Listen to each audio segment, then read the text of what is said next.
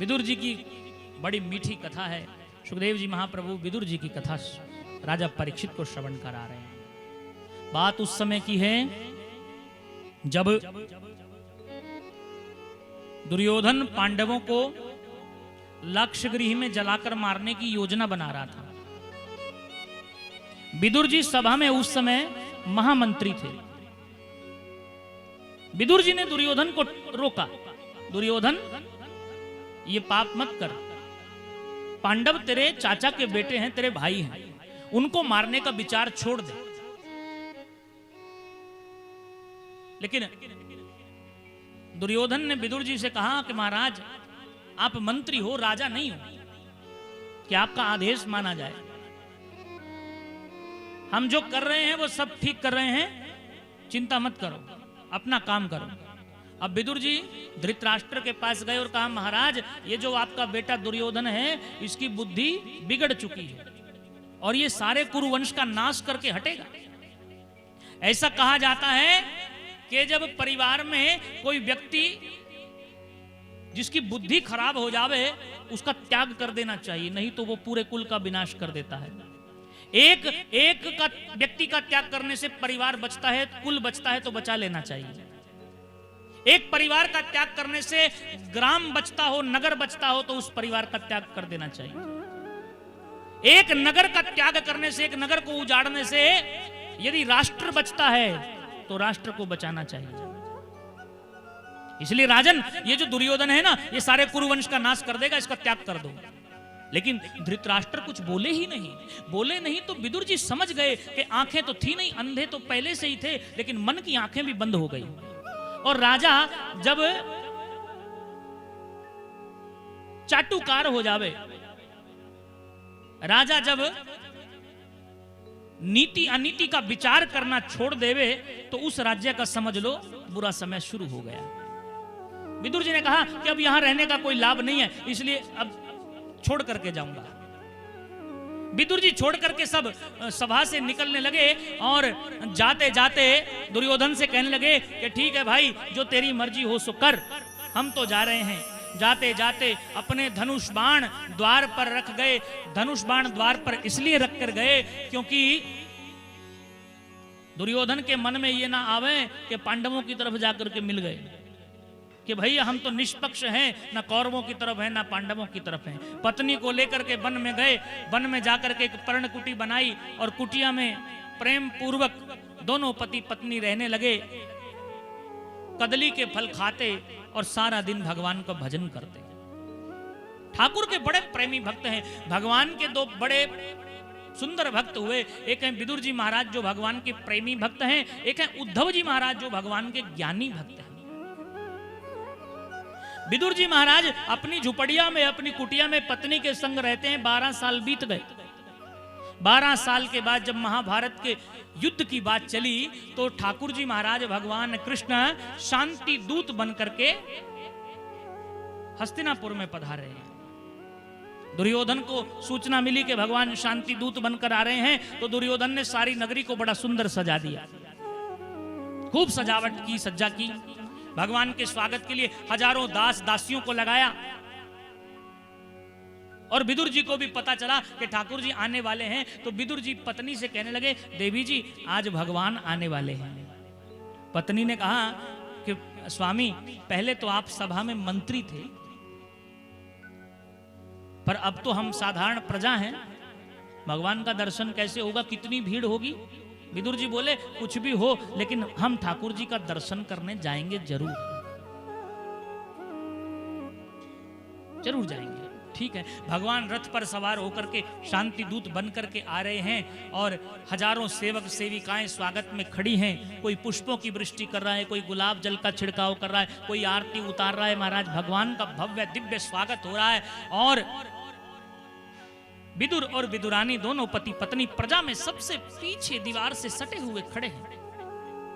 ठाकुर जी ने दुर्योधन के द्वारा जो व्यवस्था सजावट की गई थी वो सब नहीं देखी।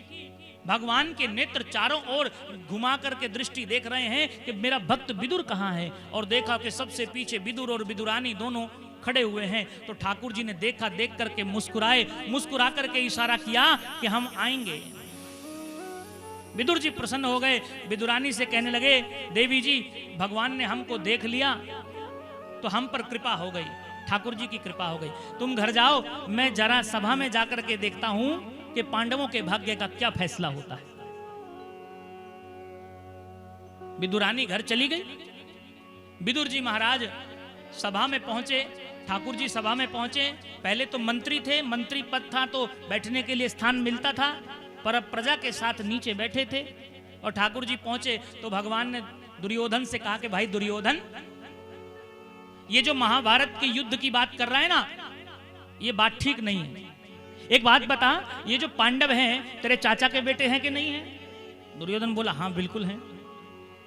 तो आधा राज इनका है कि नहीं है? दुर्योधन बोला बिल्कुल भी नहीं है। जब तेरे चाचा के बेटे हैं तो आधा राजपाट इनका हुआ कि नहीं हुआ? बोले बिल्कुल भी नहीं है। अच्छा चल छोड़ तू ये बात,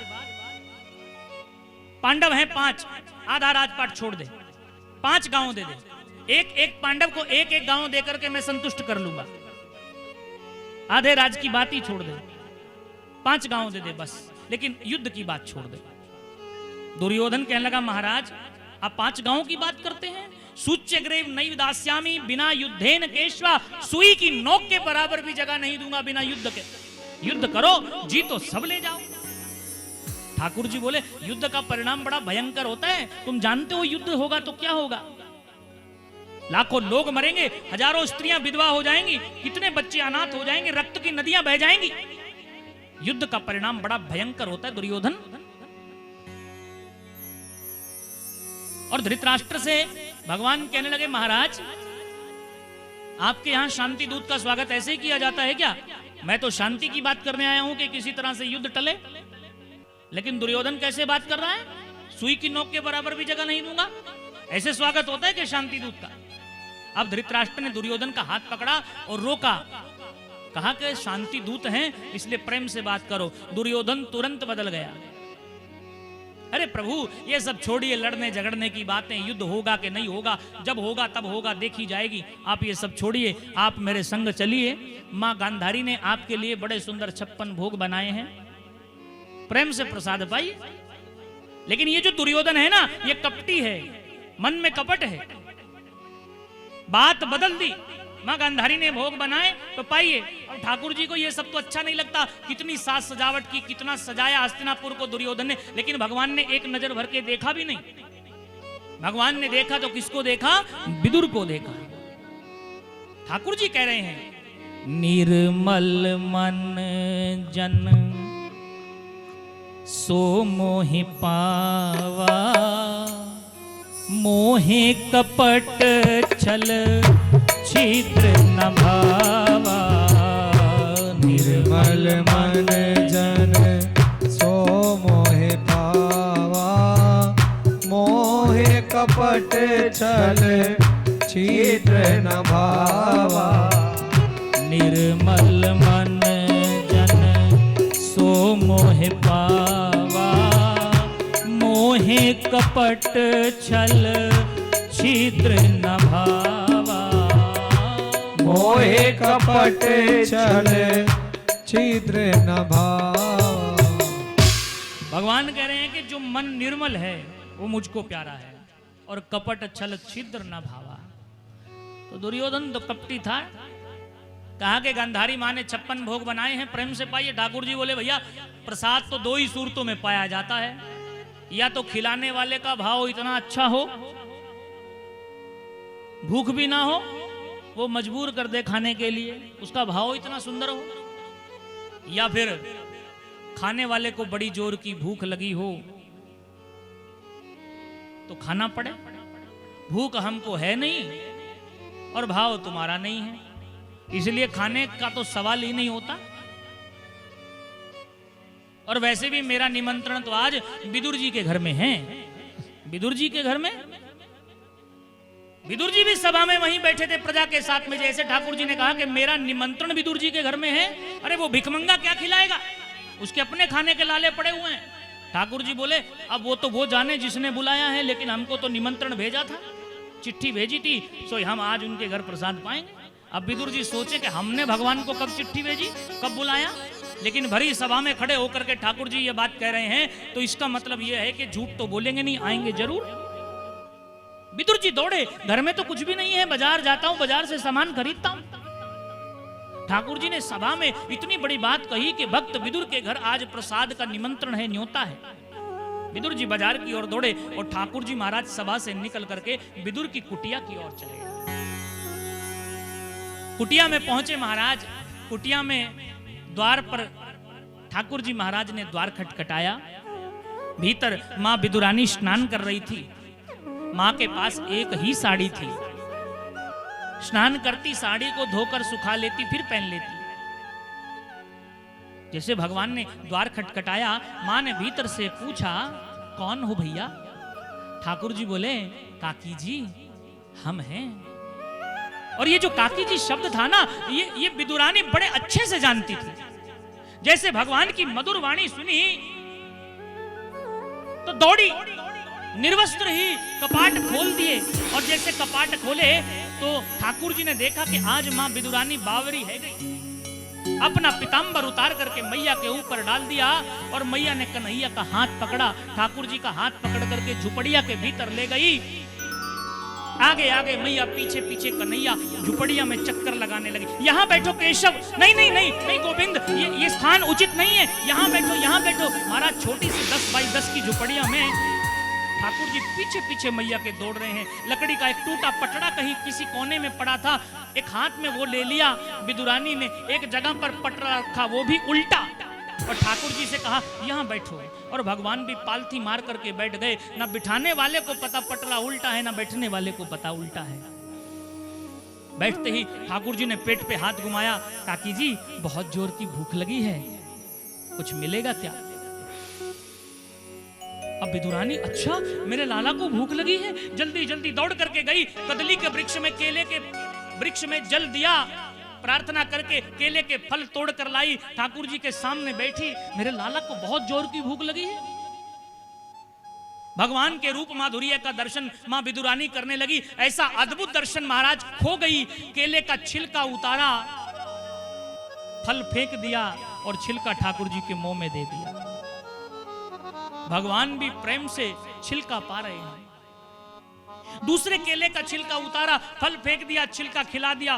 फिर तीसरे केले का छिलका उतारा, फल फेंक दिया, छिलका ठाकुर जी को खिला दिया। ना खाने वाले को पता कि छिलका खा रहे हैं, ना खिलाने वाले को पता छिलका खा रहे। भक्त और भगवान का ऐसा अद्भुत प्रेम है महाराज। विदुर जी महाराज बाजार से सामान खरीद करके कुटिया पर पहुंचे। कुटिया पहुंचे तो द्वार खटखटाया। विदुरानी का भाव टूटा, दौड़कर द्वार पर गई। द्वार पर देखा, जाकर के द्वार खोले, विदुर जी खड़े हैं। विदुर जी बोले, अरे देवी जी, आज ठाकुर जी ने भरी सभा में कहा कि विदुर के घर निमंत्रण है, आने वाले होंगे, रास्ते में होंगे, चल दिए होंगे, जल्दी कर, तैयारी कर, देख बाजार से सामान लेके आया हूं, लड्डू बर्फी पेड़ा मेवा माखन मिश्री सब व्यवस्था कर, चौका लगा, सफाई कर। विदुर जी भाव में बोल रहे हैं। विदुरानी कहने लगी, ठहरिए ठहरिए, तानी आने वाले हैं नहीं। विदुर जी बोले, क्यों नहीं आएंगे? भरी सभा में ये गोविंद ने बात कही है, मेरे गोविंद कभी झूठ नहीं बोलते, जरूर आएंगे। विदुरानी कहने लगी, अरे आ गए हैं। अच्छा आ गए हैं? हाँ तो कहाँ है? बोले भीतर बैठे हैं। भीतर बैठे हैं? कुछ सेवा की? बोले बड़ी जोर की भूख लगी थी उनको, तो 10-20 केला खा गए। अच्छा। विदुर जी गए। विदुर जी ठाकुर जी के सामने बैठे, देखा केले का तो ढेर लगा पड़ा, फल का छिलका एक भी नहीं। ठाकुर जी से बोले, प्रभु ये हमारी जो विदुरानी है ना, बुढ़ापे में सठिया गई है। ये आपके रूप माधुर्य में इतनी भाव विभोर हो गई कि समझ ही नहीं पाई कि केले का फल तो इसने फेंक दिया और सब छिलका छिलका आपको खिला दिया। ठाकुर जी बोले, अच्छा हमने छिलका खाया? हमको स्वयं भी मालूम नहीं कि हमने छिलका खाया। ना खाने वाले को पता, ना खिलाने वाले को पता महाराज। विदुर जी बोले, कोई बात नहीं प्रभु, अब मैं बाजार से सामान लेके आया हूं।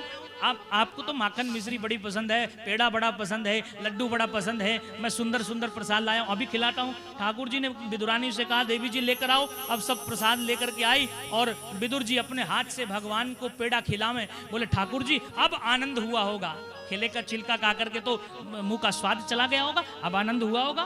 ठाकुर जी बोले, विदुर जी सच्ची बताऊं कि झूठी बताऊं? विदुर जी बोले, झूठ क्यों बोलोगे? अब भगवान कौतुकी हैं, लीलाधर हैं। तो बोले सच्ची बता दूं? बोले हाँ सच बताओ। तो बोले जो आनंद छिलका खाने में हो रहा था वो पेड़ा खाने में नहीं है। विदुर जी बोले ये तो बाजार का है ना प्रभु, आपको तो बाजार का खाना पसंद नहीं है, कोई बात नहीं, अब मैं आपको लड्डू खिलाता हूँ, खोया का लड्डू खिलाता हूँ। अब लड्डू ठाकुर जी के मुंह में दिया तो जैसे ठाकुर जी के मुंह में लड्डू दिया महाराज, पूछा स्वाद आया? ठाकुर जी बोले काका सच्ची बोलूं? बोले हाँ सच्ची बोलो। तो बोले बिल्कुल भी स्वाद नहीं आया। विदुर जी बोले अच्छा चलो माखन मिश्री खिलाता हूँ। खूब घोल करके माखन मिश्री का गोला बना करके ठाकुर जी के मुंह में दिया। अब तो आनंद हुआ होगा। ठाकुर जी बोले जो आनंद काकी जी के हाथ से छिलका खाने में हो रहा था वो आज माखन मिश्री में भी नहीं है। विदुर जी के नेत्रों से आंसू बह गए महाराज। भक्त और भगवान का बड़ा अद्भुत प्रेम है। भगवान तो प्रेम के वशीभूत हैं। विदुरानी के हाथ से जो छिलका खाने में आनंद हो रहा है वो आनंद आज ठाकुर जी को माखन मिश्री में भी नहीं हो रहा है।